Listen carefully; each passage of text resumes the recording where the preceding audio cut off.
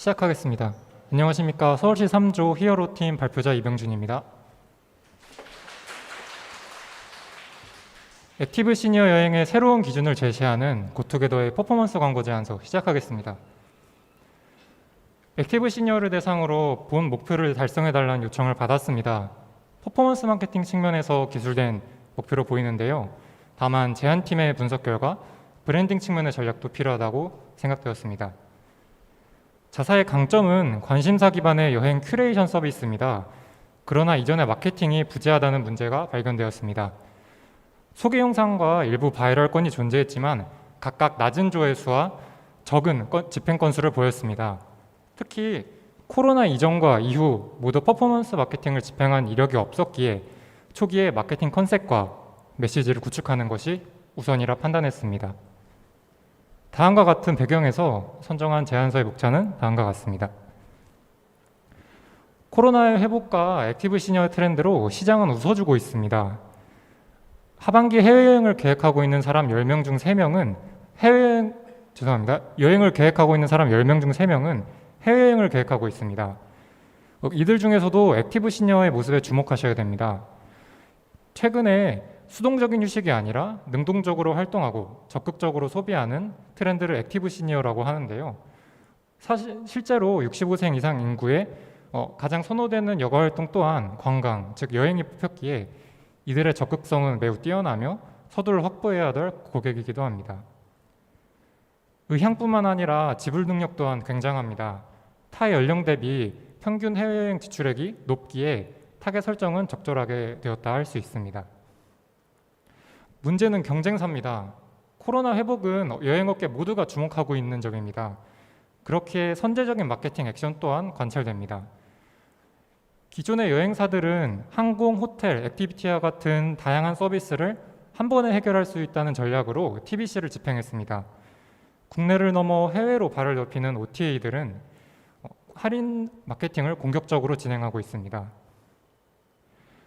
여행업계 회복과 경쟁 플레이어들의 증가, 이는 점유율 전쟁으로 이어집니다. 자사는 그 속에서도 명확한 이미지와 메시지를 구축하는 점이 필요합니다. 브랜드 이미지, 만족도와 같은 종합적인 평가는 현지 여행 경험에서 이루어집니다. 그 중에서도 제안팀은 사람, 즉 일행에 대한 이슈를 주목하고자 합니다. 패키지 여행과 관련해서 음식, 가격, 일정과 같은 대부분의 요소는 상품을 결제함으로써 소비자가 컨트롤할 수 있습니다. 하지만 일행에 대한 경우는 그렇지 않습니다. 여행지에 도착해서 투어를 즐기는 순간 일행에 대해서 불만족이 발생하면 여행 전반의 경험이 악화되고 이는 브랜드에까지 전이될 수 있습니다. 실제로 이러한 후기는 온라인에서 쉽게 찾을 수 있습니다. 유랑, 다낭 동호회와 같은 대규모 커뮤니티에서 패키지 일행 때문에 불만을 가진 얘기를 쉽게 확인할 수 있었습니다.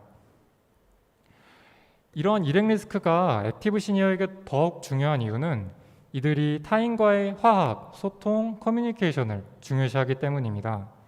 실제로 연구 결과에 따르면 시니어가 패키지 여행을 일행할 때 일행객이 자신과 유사하거나 사회성을 갖췄을 경우 브랜드의 충성도가 비례하여 상승한다는 점까지 확인할 수 있었습니다. 그렇기에 현재 자사의 슬로건인 관심사 기반의 여행 큐레이션은 큐레이션과 같은 기술적 측면의 방점이 찍히기보단 그룹, 모임, 커뮤니티와 같은 의미의 방점이 찍혀야 됩니다. 이는 액티브 시니어가 궁극적으로 원하는 연결의 가치까지 이어지기 때문입니다. 이러한 전략이 실제적인 예약까지도 이어질 수 있습니다. 소비자는 브랜드를 고를 때 중시하는 속성과 브랜드가 각 속성을 충족하는 정도, 두 가지 측면을 종합하여 판단을 하는데요. 자사가 일행에 대한 중요성을 높였을 때 타사보다 이에 대한 우위를 점하고 있기에 최종적인 평가 또한 더 올라갈 수 있습니다. 그렇기에 제안팀이 제공하는 컨셉은 취향을 공유하는 여행 고투게더입니다. 해외여행 상품을 예약하는 디지털 여정을 퍼널로 설계하고 각 단계에 맞는 광고 상품을 배치해야 효율이 증가할 것입니다. 서비스 인지 단계에선 포털을 통해 정보를 탐색한다는 걸 활용하여 네이버와 다음에 SA, 그리고 브랜드 인지와 SE의 효율을 높이기 위한 카카오 비즈보드, 네이버 밴드의 스마트 채널, 유튜브 범퍼 헤드를 사용하려 합니다. 그럼에도 불구하고 소비자가 이탈할 경우를 대비해 모비온 솔루션을 활용해 효과적으로 대응하고자 합니다. 광고 상품이 고객의 디지털 여정에 적용되는 과정입니다. 마찬가지로 서비스 인지, 비교 검토, 재방문의 순서로 소비자와 커뮤니케이션 될 것입니다. SA 키워드 전략입니다. 상품의 다양성과 업계 특성상 SA에서 관리해야 될 키워드가 대량으로 발생합니다. 그렇기에 제안팀은 여행지 검색 기반, 대표 키워드 기반, 타겟 기반 총 3가지 그룹으로 키워드를 운영하여 최종적인 성과를 측정하는 것이 바람직하다 판단했습니다. 검색은 고객 여정의 첫 단계이기 때문에 선제적인 점유가 필요합니다. 그렇기에 포털 점유율 1위인 네이버와 연령이 높아질수록 사용 인구수가 많아지는 다음을 혼용하여 사용하고자 합니다. 소재 크리에이티브 전략 또한 키워드 그룹과 마찬가지로 여행지, 대표 키워드, 타겟 기반으로 작성하여 여행지를 내정한 사람 혹은 여행 간다는 사실만 결정한 사람 그리고 연령 때문에 여행을 고민하고 있는 사람 모두를 유입시키고자 합니다. 추가로 확장 소재를 통해 자사의 강점을 어필하면서 이미지 확립까지 기대해 볼 수 있겠습니다. 고객의 정보 탐색 기간이 고가이기 때문에 굉장히 길어질 수 있습니다. 그렇기 때문에 검색을 하지 않는 그 순간에도 소비자와 유기적인 터치포인트를 만드는 것이 중요합니다.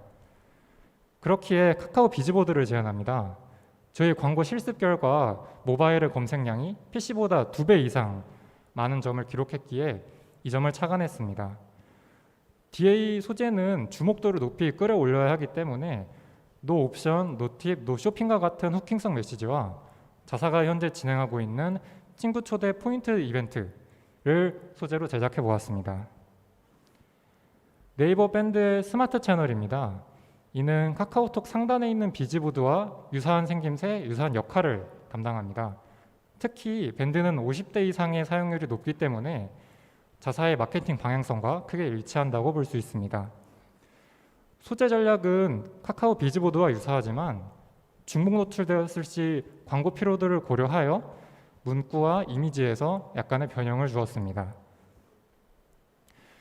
유튜브는 브랜드 인지 단계를 고려하여 선정하였습니다. 자사는 일행의 중요성을 높여야 하지만 강점에 대한 인지가 없다면 효과가 발생하지 않을 것입니다. 그렇기에 효과적으로 이해를 돕기 위한 영상 매체를 활용하였습니다. 그 중에서도 범퍼 광고는 스킵할 수 없는 특징 때문에 인지의 역할을 착실히 수행해 줄 수 있습니다. 리타게팅 매체로 모비온을 제안합니다. 정보 탐색이 길고 타사까지 검색하여 선정을 하기 때문에 이탈하는 유저 수 또한 많을 것입니다. 이들에겐 한번 이탈한 이력이 있어서 후킹성 메시지를 위주로 전달을 하고자 합니다. 이를 통해 재방문과 실질적인 예약 전환까지 이끌어낼 수 있겠습니다. 말씀드린 광고 매체를 미디어 믹스 안으로 표현해 보았습니다. 월 예산 1,500만 원인 점을 감안하여 작성하였습니다. 부록이지만 자사 강점을 담은 랜딩 페이지를 기획했습니다. 현재 홈페이지에 서비스 소개와 강점을 담은 페이지가 부재하기도 하고 여행 유형 테스트와 상품 추천 버튼을 페이지에 삽입한다면 추가적인 트래픽 증가 또한 기대할 수 있기 때문입니다. 이상으로 발표 마치며 저희 조언과 역할 소개를 드리며 이상으로 발표 마치겠습니다. 감사합니다. 네, 5번째 발표가 마무리되었습니다. 네, 조원분들 인사 진행 후 심사위원분들께서는 질문 부탁드리겠습니다.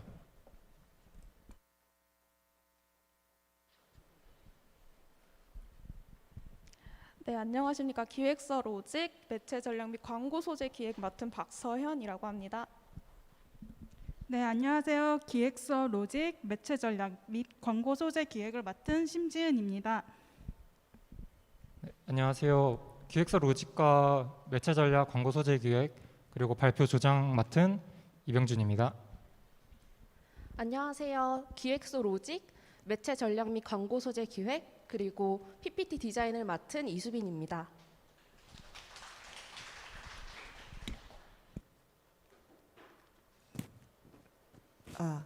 예, 먼저 이 광고주가 주신 이 자료를 좀 많이 열심히 보셨을 거라고 믿는데 맨 밑에 제안사 광고 기대 효과에 대해서 얼마만큼 이 제안서를 쓰셨을 때 좀 고려를 하셨는지 그 부분이 가장 좀 궁금합니다.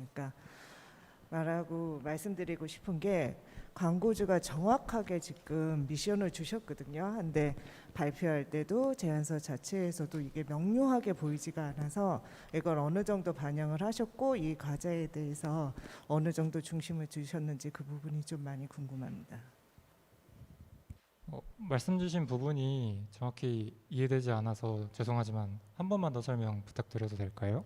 예, 여기 RFT 보면 제안사 광고 기대 효과에 자사몰과 브랜드 스토어의 명확한 역할 구분, 그리고 주력 상품 네이버 상품 쇼핑랩 판매 위치 확고화, 그리고 브랜드 스토어 이벤트 기획, 재구매 고객 확대, 찐 고객 활동 고객 모색, 이 부분에 대해서 광고주가 이 광고를 통해서 저희 제안한다고 말씀을 하셨었거든요. 예, 이거를 고려를 하셨었는지 그게 좀 궁금합니다. 네, 말씀 주신 RFP에 관한 영역은 고려를 했고요. 저희가 PT를 준비하면서 사실 KPI 달성에 초점을 둔 게 사실입니다. 특히 트래픽 증가 그리고 예약 건수 증가가 더 중요하다는 얘기를 들었고, 사실 코로나 이전과 이후 마케팅 이력이 아예 없기 때문에 어느 정도 기준을 잡는 게 필요하다고 판단해서 저희 이러한 판단하에 PT를 준비한 것 같습니다.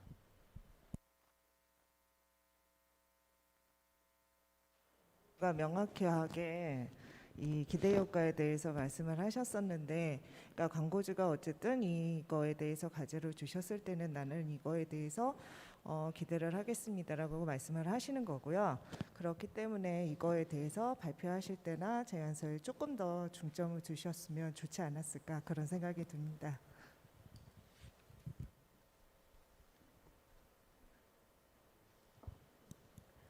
RFP를 보면 목표에 외부 마케팅 채널 확대라는 표현이 있거든요. 그러니까 지금 뒤쪽에 이제 미디어 파트를 보면 여러 가지 채널에 대해서 제안을 해 주셨는데, 그러니까 기존에 지금 대부분이 이제 기존에 많이 마케팅 채널을 쓰고 있는 미디어들이잖아요. 그러니까 신규에 대한 신규 매체들, 그러니까 기존의 여행 업계들이 잘 쓰지 않는 미디어인데 이런 채널들을 한번 트라이를 해보면 좋겠다라고 생각이 드셨던 채널들이 있으세요 혹시?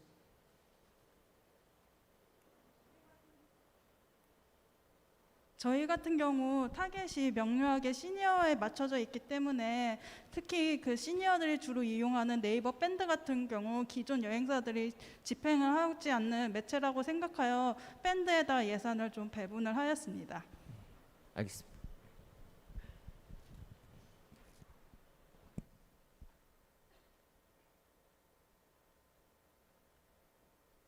네, 그럼 전체 제안서의 타겟은 시니어로만 잡으신 건가요, 혹시?